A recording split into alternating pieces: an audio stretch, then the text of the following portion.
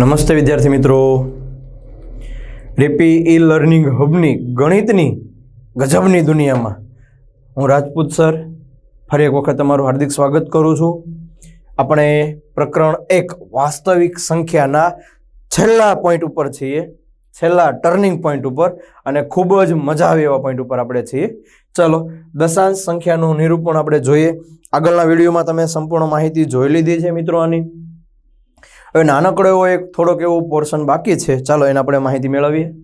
પહેલું જ સ્વાધ્યાય 1.4 ભાગાકારની લાંબી પ્રક્રિયા કર્યા વગર ભાગાકાર કરવાનો નથી. નીચે દર્શાવેલ સમય સંખ્યાનું નિરૂપણ શાંત છે કે અનંત અને આવૃત તે જણાવવાનું છે, અને દશાંશ નિરૂપણ દર્શાવવાનું છે. રાઈટ, જો શાંત હોય તો તમારે શું કરવાનું છે? દશાંશ નિરૂપણ દર્શાવવાનું છે. હવે મારી એક પહેલી રકમ છે 13/3125 એટલે ધારી લઈશ. ધારો કે x = 13/3125 બરાબર p/q. રાઈટ, હવે શું કરવાનું ખબર મિત્રો? આ જે 3125 છે ને એને આપણે ભાગ પાડી લેશું. જોજો, એટલે છે ને આપણને સરળતા પડે. એકમ નો અંક છે 5 એટલે 5 વડે ભાગ ચાલે. 5 6 30, 31 માંથી 30 જાય એટલે 1 ઉપરથી આવે 2 એટલે 12, 5 2 10, 12 માંથી 10 જશે 2 ઉપરથી આવે 5, 25 ચલો હજી 5 વડે ભાગાકાર કરીએ. 5 એકા 5, 6 માંથી 5 જશે એટલે 1 ઉપરથી આવે 2 એટલે 12, 5 2 10, 12 માંથી 10 જશે એટલે 2 ઉપરથી આવે 5, 25 હજી 5 વડે ભાગાકાર કરો. 5 2 10 એટલે 12 માંથી 10 જશે 2 ઉપરથી આવે 5, 25 5 એકા ને 5. એનો મતલબ એવો 3125 ની જગ્યા પર લખવું હોય તો 1 2 3 4 5 એટલે આવી રીતે લખાશે. જુઓ, p/q બરાબર 13/5/5. Clear sir? આપણને કેવી રીતે ખબર પડે? અનંત માટે છે ને એક જ વસ્તુ યાદ રાખવાની, 2 અને 5 સિવાય છેદમાં બીજું કોઈ પદ આવે ને એટલે અનંત મળે. સર હજી એક વખત રિપીટ કરી દો ને. તમે આવી રીતે ભાગાકાર કરો અને છેદમાં 2 અને 5 સિવાય કોઈ પણ ત્રીજી સંખ્યા આવે ને, અવિભાજ્ય સંખ્યા, તો સમજવાનું કે આપેલી સંખ્યા અનંત અનાવૃત છે અથવા અનંત આવૃત છે. આગળ ભાગ ચાલશે નહીં. પૈતું, ચાલો સરળ વાત ઉપર જ આવે ને ખોટે ખોટું કમ ને ઢીંડોરા પીટીને મોટું કરું. આપણને સરળ પડવું જોઈએ. હવે મેં તમને એવું કીધું હતું કે આ સ્વરૂપ x આવી જાય. x એટલે કે p/q છે, કેવી રીતે હોવી જોઈએ? p/2 અને 5 સ્વરૂપે હોવું જોઈએ. રાઈટ છે? જો 5 આવી ગઈ પણ ઘટે છે કેટલી? 2 તો એક કામ કરું, હું ઉપર નીચે શું કરીશ ખબર? 2 છેદમાં 2 વડે ગુણીશ. ચાલો, તો હવે આપણે લખવું હોય તો શું લખાશે? 13, 2 એટલે 2 2 4, 4 2 8, 8 2 16, 16 2 32, 2 એટલે કેટલા? 32 છેદમાં આમ લખાશે 2 × 5 લખાશે ને મિત્રો? ચાલો હવે હું શું કરીશ? ફર્સ્ટ ઓફ ઓલ 13 × 32 કરી નાખીશ. ચલો 32 × 13 કરવા પડશે, અને કરવાથી ફાયદો થશે કે આપણું જે ઉત્સાહ છે ને એવો ને એવો રહેશે. ભૂલ પડશે તો શું થશે? આપણો મગજ થોડો ડિસ્ટર્બ થશે. એના કરતાં ભલે ને આખો દાખલો જ કરવો પડે, ગુણાકાર કરો, વાંધો નહીં. ચાલો 2 એકા 2, 3 એકા 3, 3 2 6, 3 તેરી 9, 6 9 10 11, 3 ને 1 4, 416. એટલે શું થયું? 416 ના છેદમાં 2 5 ને 10 ને કેટલી ઘાત થઈ ગઈ? 5. એટલે 416 ના છેદમાં 1 2 3 4 5 અને નીચે 1. 10 ની 5 ઘાત એટલે થઈ ગયા 5 મીંડા. સર હવે આપણી પાસે તો 5 મીંડા છે ને ઉપર 3 સંખ્યા છે, તો શું કરશું? તો કાંઈ નહીં, ઘરના 2 મીંડા ઉમેરી દેશું. થઈ ગઈ 416. એનો મતલબ એવો કે જો તમે 13/3125 કરો ને વાલા, તો જવાબ શું હતો ખબર? 0.00416. જે કેવી સંખ્યા છે? શાંત. કેમ કે પોઈન્ટ પછીની સંખ્યાને તમે સરળતાથી ગણી શકો છો. આ થઈ ગયું તમારું દશાંશ નિરૂપણ, અને શાંત છે એ પણ બતાવી દીધું. મિત્રો પ્રશ્ન 1 સ્વાધ્યાય 1.4 નો પ્રશ્ન 1 અને 2 હું બંને એક જ રકમમાં સમાવી લઉં છું. ક્લિયર છે ને આ પોઈન્ટ? ચાલો આગળ 17/8. ફર્સ્ટ ઓફ ઓલ આપણે શું કરશું? x = p/q બરાબર 17/8. 17 એટલે એઝ ઇટ ઇઝ 2, 8 એટલે 2 નો ઘન. ક્લિયર? હવે હું શું કરીશ? ઉપર નીચે કરી નાખીશ. 2 નો ઘન અહીંયા 5 ઘન અને 5 ઘન વડે ગુણી દઈશ, કેમ કે છેદમાં 2 આવી ગયા, 5 ઘટે છે. ચલો 17 એઝ ઇટ ઇઝ. 5 ઘન એટલે 25 25 25 125 છેદમાં 2 ગુણ્યા 5 ની કેટલી ઘાત? 3 ઘાત. જો 125 ગુણ્યા 17 કરો છો, 5 એકા 5, 2 એકા 2, 1 એકા 1, 7 પંચા 35 નો પાંચડો વધી પડી 3, 7 દુ 14, 15 16 17 નો સાતડો વધી પડી 1, 7 એકા 7 ને 1 8, 7 ને 5 12, 8 ને 2 10, 11 વધી પડી 1, 2125. એટલે આપણને શું મળે છે મિત્રો? 2125 ના છેદમાં 10 ની 3 ઘાત. ક્લિયર? ચલો 2125 ના છેદમાં 1000 એટલે મિત્રો કેટલા મળશે? 2.125. તો x બરાબર p ના છેદમાં q ઇઝ ઇક્વલ્સ ટુ 17 ના છેદમાં 8 બરાબર 2.125. કેવી સંખ્યા છે? શાંત છે. રાઈટ? ચલો આગળ જો. 64 ના છેદમાં 455. ફર્સ્ટ ઓફ ઓલ હું 455 ના ભાગ પાડીશ. 5 ને 4 9, 5 ને 5 10 ને 4 14, 3 ના ઘડી એમને એટલે 5 વડે ભાગ ચાલશે. 5 9 45. રાઈટ? 5 એકા 5, 13 સત્તા 91 એટલે 7, 7 એકા ને 7. એ તો કોઈ પણ ચાલે. ચાલો હવે અહીંયા લખશું તો x બરાબર p ના છેદમાં q બરાબર 64 ના છેદમાં 5 ગુણ્યા 7 ગુણ્યા 13. તો આના પરથી આપણે એવું કહી શકાય કે p ના છેદમાં q બરાબર p અહીંયા અને 2 ની n ઘાત ગુણ્યા 5 ની m ઘાત સ્વરૂપે નથી. રાઈટ? તો દશાંશ સ્વરૂપ શાંત મળે નહીં. બસ તમારે ખાલી એટલું કહી નાખવાનું કે દશાંશ સ્વરૂપ આનું શાંત મળશે નહીં. ક્લિયર? 15 ના છેદમાં 1600. ચાલો x બરાબર p ના છેદમાં q બરાબર 15 ના છેદમાં 1600. હવે જોજો હું શું કરું છું.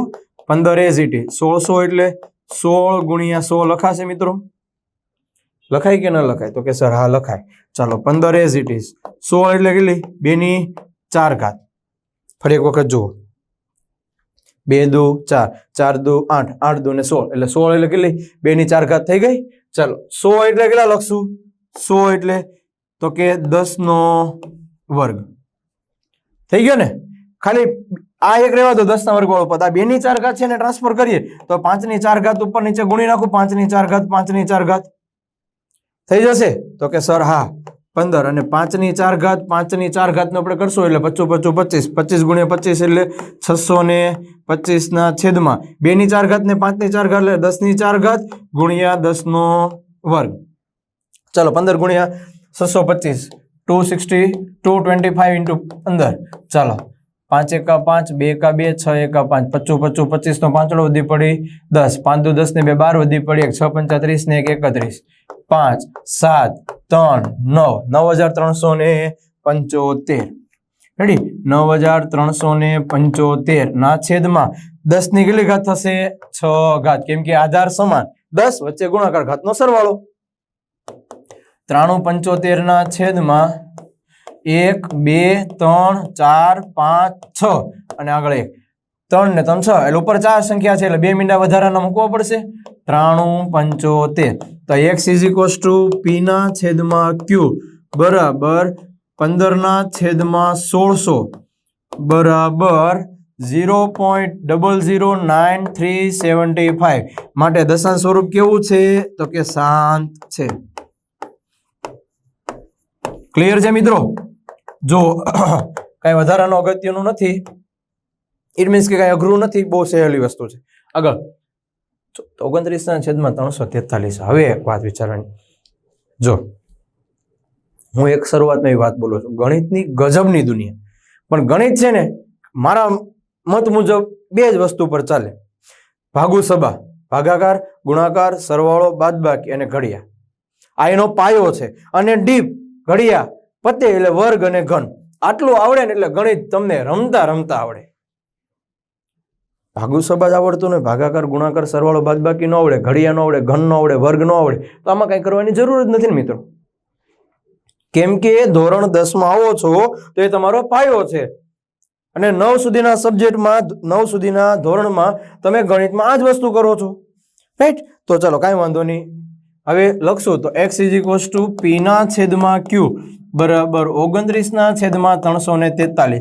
હવે તમારા માઇન્ડમાં એક હોવું જોઈએ 343 કેવી રીતે આવશે? ચાલો તો 343 નું એક કામ કરું, જો પહેલા તો 2 વડે ભાગ ન ચાલે, 3 વડે કરો તો 3 ને 3 6 4 10, 10 ના 3 ના ઘડિયામાં 10 નહીં આવે, 5 વડે નહીં ચાલે, 7 વડે ભાગાકાર કરો, 7 ચોક 28, 29 30 31 32 33 34, 6 ઉપર થયા 3, 7 9 63, એનો મતલબ એવો કે 49 ગુણ્યા 7. તો તમે એટલું સરળતાથી ન લખી શકો મિત્રો કે 29 ના છેદમાં 7 ગુણ્યા 7 ગુણ્યા 7, કેમ કે 49 ના ભાગ પડતો 7 7 49, એનો મતલબ એવો કે 29 ના છેદમાં 7 નો ઘન, જે p ના છેદમાં 2 ની n ઘાત અને 5 ની m ઘાત સ્વરૂપે નથી, માટે દશાંશ સ્વરૂપ શાંત મળે નહીં. તમારે તો ખાલી એટલું યાદ રાખવાનું કે આ સ્વરૂપે રકમ બદલી જવી જોઈએ, રાઈટ? ચલો 23 ના છેદમાં 2 ની 3 ઘાત 5 ની 2 ઘાત, x બરાબર p ના છેદમાં q બરાબર 23 ના છેદમાં 2 ની 3 ઘાત અને 5 નો વર્ગ. ખાલી મિત્રો તો 5 એક જ ઘટે છે ને વર્ગ ઘન થવામાં, ઉપર નીચે 5 5 વડે ગુણી નાખો ને. ચાલો 3 5 15 નો 5 વડે પડી 1, 5 10 ને 11, 115 ના છેદમાં 2 નો ઘન 5 નો ઘન. ચાલો 115 ના છેદમાં એટલે 10 ની કેટલી ઘાત થઈ ગઈ? 3 થઈ ગઈ મિત્રો. તો 115 ના છેદમાં 1 2 3 એટલે જવાબ મળે છે 0.115. સો x = p/q = 23 ના છેદમાં 2 નો ઘન ગુણ્યા 5 નો વર્ગ બરાબર શું મળે છે? 0.115 મળે છે, રાઈટ? દશાંશ સ્વરૂપ શાંત છે, કેમ કે પોઈન્ટ પછીની આંકડા જો સરળતાથી ગણાય છે. 0.115 એટલે 3 આંકડા થયા ને. ચાલો જુઓ આગળ. 129 ના છેદમાં 2 ની 2 ઘાત 5 ની 7 ઘાત 7 ની 5 ઘાત. ફર્સ્ટ ઓફ ઓલ લખી નાખો x = p ના છેદમાં q બરાબર 129 ના છેદમાં 2 ની 2 ઘાત 5 ની 7 ઘાત અને 7 ની 5 ઘાત, જે p ના છેદમાં 2 ની n ઘાત ગુણ્યા 5 ની m ઘાત સ્વરૂપે નથી. કેમ રીતે ખબર પડી સર? એ તો કયો અમને. તો જો 7 ની 5 ઘાત આવે છે, ઈ નહીં હોત તો દાખલો થાત. રેડી? માટે દશાંશ સ્વરૂપ શાંત નથી. ઓકે, ચાલો આગળ જોઈએ. 6 ના છેદમાં 15, x બરાબર p ના છેદમાં q બરાબર 6 ના છેદમાં 15. અહીંયા જુઓ 6 એટલે 3 2 6 અને 15 એટલે 3 5 15, 3 3 કેન્સલ એટલે 2 ના છેદમાં કેટલા થઈ ગયા મિત્રો? 5. ઉપર નીચે ખાલી 1 1 2 ઘટે છે એટલે 4 ના છેદમાં 10 એટલે 0.4 કોના બરાબર? 6 ના છેદમાં 15 એટલે કે x બરાબર p ના છેદમાં q. દશાંશ સ્વરૂપ શાંત છે કે નહીં? સ્વરૂપ શાંત છે, માટે આપણું અહીંયા શું થઈ ગયું? 0.4 મળી ગયું. 35 ના છેદમાં 50, x બરાબર p ના છેદમાં q. 35 એટલે 5 સત્તા 35 અને 50 એટલે 5 ગુણ્યા 10, 5 5 કેન્સલ એટલે 7 ના છેદમાં 10 એટલે 0.7 કોના બરાબર? 35 ના છેદમાં 50 એટલે કે x બરાબર p ના છેદમાં q બરાબર 0.7, જે દશાંશ સ્વરૂપ શાંત છે. ક્લિયર?